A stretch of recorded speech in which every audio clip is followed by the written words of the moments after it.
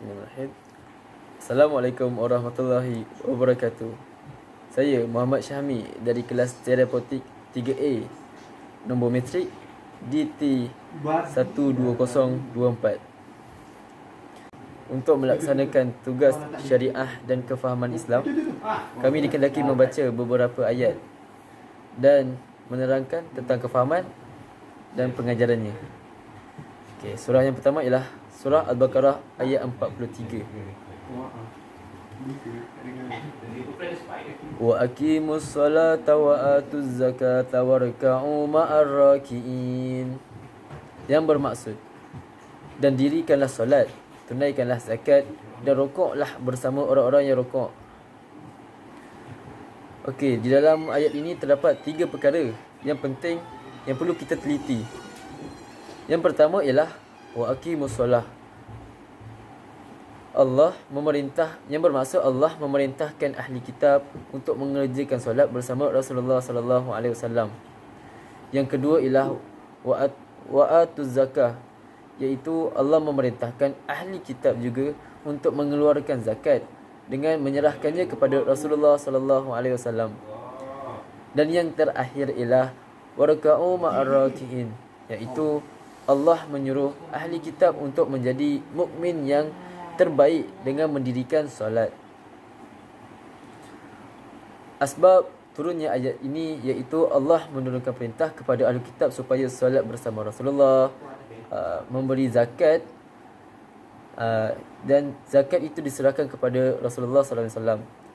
Mubarak bin Fudalah meriwayatkan dari Al-Hasan Al-Basri, iaitu zakat adalah kewajipan serta menunaikan solatnya pun juga kewajipan. Allah juga menyuruh mereka rokok bersama orang yang rokok dari umat Muhammad sebagai mukmin sejati. Jadi pengajaran ayat yang kita boleh dapat dari surah Al-Baqarah ayat 43 ini, iaitu sebagai seorang hamba Allah, kita mestilah patuh dan mendirikan solat 5 waktu secara berjamaah supaya kehidupan kita lebih tenang serta mendapat keredaan Allah. Dalam masa yang sama, tuntutan zakat perlu dilaksanakan agar harta yang kita peroleh dirahmati Allah dan membuktikan kita umat Islam yang berkualiti. Selain itu, ketaatan terhadap segala perintah dan suruhan dari Allah adalah agar ia menjadi bukti bahawa kita Islam yang sejati. Surah yang berikutnya ialah surah An-Nisa ayat 3.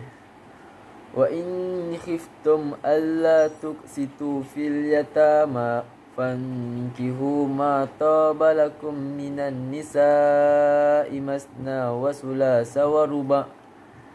Fa in khiftum alla tu'dilu fawahidatan aw ma malakat aymanukum zalika adna alla ta'ulun.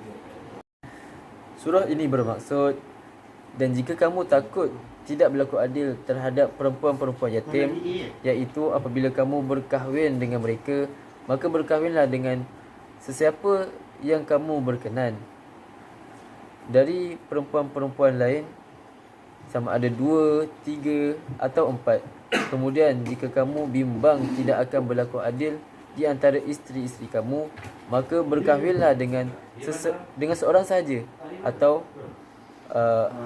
hamba-hamba perempuan yang kamu miliki. Yang demikian itu adalah lebih dekat supaya kamu tidak melakukan kezaliman. Okey, terdapat beberapa perkara yang boleh kita peroleh daripada surah An-Nisa ayat 3 itu tadi, seperti jangan nikah anak yatim dengan tujuan untuk menghabiskan hartanya atau tidak berlaku adil terhadap mereka. Yang seterusnya ialah memperlakukan isteri-isteri dengan adil, seperti giliran bermalam, memberi nafkah, memberi rumah dan memberi material yang secukupnya. Dan yang terakhir ialah satu isteri adalah lebih baik.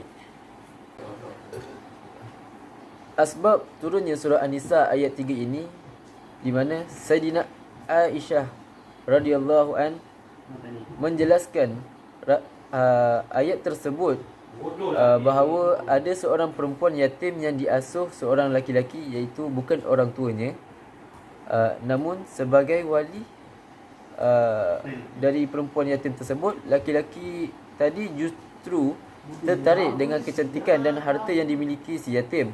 Sayangnya dia menikahinya dengan nilai mahar yang rendah. Setelah laki-laki tadi benar-benar menikahi si yatim, dia tidak memperlakukan isterinya itu dengan baik, sebab dia tahu tidak akan ada orang yang membela si yatim.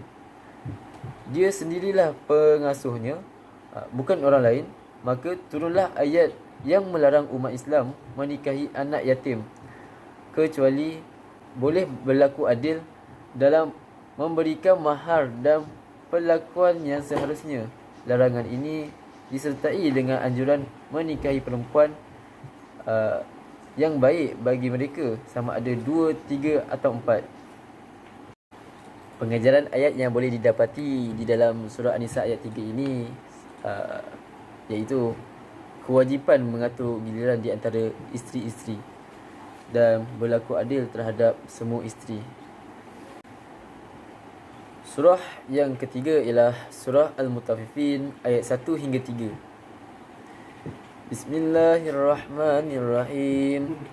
Wailul lil mutaffifin allazina idza iktalu 'alan nasi yastawfun wa idza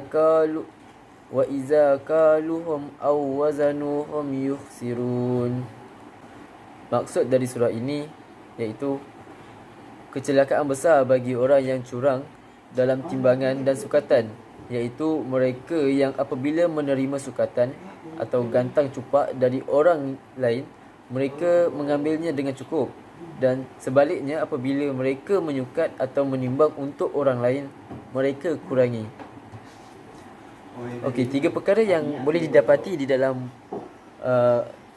surah ini iaitu Allah menekankan tentang azab dan kehinaan besar pada hari kiamat bagi orang yang curang dalam menakar dan menimbang. Seterusnya Allah SWT mengancam dengan ancaman yang keras kepada orang yang curang dalam menakar dan menimbang.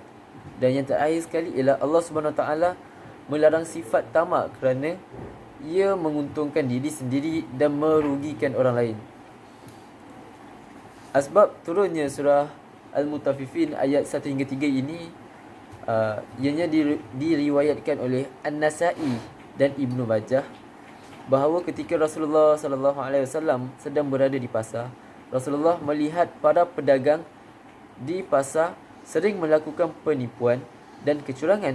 Hal itu dibuktikan oleh Rasulullah SAW ketika melihat barang dagangan di bahagian atas terlihat bagus, namun ketika tangan Rasulullah masuk ke tengah sampai ke bawah barang dagangan tersebut, ternyata barang dagangan itu busuk.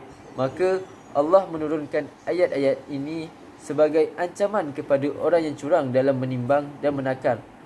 Setelah ayat-ayat tersebut turun, orang-orang Madinah menjadi orang-orang yang jujur dalam menimbang dan menakar.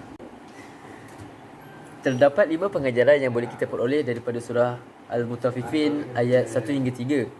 Yang pertama ialah seseorang atau suatu kaum yang sering melanggar perjanjian atau kesepakatan, maka akan timbul ketidakpercayaan di antara mereka. Akibatnya musuh dapat masuk, memecah belah dan kemudian menguasai mereka. Yang kedua, apabila manusia berpaling dari hukum Allah, maka ia akan ditimpa musibah. Yang ketiga, apabila manusia terang-terangan membuat maksiat dan dosa, maka akan banyak nyawa melayang dan menyebabkan manusia mudah membunuh sesamanya. Yang keempat, apabila manusia melakukan kecurangan dalam timbangan dan takaran, maka akan terjadi musibah yang berkepanjangan dan tumbuh-tumbuhan akan sulit tumbuh. Dan yang terakhir sekali iaitu kelima, apabila manusia menahan zakat, maka hujan akan ditahan oleh Allah kerana kemurkaan Allah terhadap sesuatu kaum itu. Surah yang ketiga ialah surah Al-Isra ayat 32. Wala taqrabuz zina innahu kana fahishatan wa sa'a sabila. yang bermaksud. Dan janganlah kamu menghampiri zina. Sesungguhnya zina itu adalah satu perbuatan yang keji dan satu jalan yang jahat, iaitu membawa kerosakan. Allah menekankan 3 perkara penting di dalam surah Al-Isra ayat 32 ini. Seperti Allah melarang zina dan perbuatan yang menghampiri zina. Seterusnya ialah zina adalah fahsya, iaitu buruk ataupun dipandang hina oleh akal sihat manusia. Dan yang terakhir ialah mendekati zina adalah haram. Asbab turunnya surah Al-Isra ini iaitu dari berbagai sumber yang ditemukan, khususnya pada tafsir Ibnu Katsir, bahawa asbab nuzul turunnya surah Al-Isra ayat 32 ini adalah pada waktu itu ada seorang pemuda yang datang kepada Rasulullah dan meminta izin untuk berzina. Sontak dengan tegas Rasulullah pun melarangnya. Maka turunlah ayat ini. Pengajaran yang boleh kita peroleh dari surah Al-Isra ayat 32 iaitu mendekati zina hukumnya haram. Melakukan hal-hal yang mendapat membawa ke penzinahan saja sudah diharamkan, apalagi sampai melakukan zina. Tentunya dosanya lebih besar lagi. Semoga kita, keluarga serta saudara-saudara kita dijauhkan dari perbuatan tersebut. Sekian saja daripada saya. Terima kasih.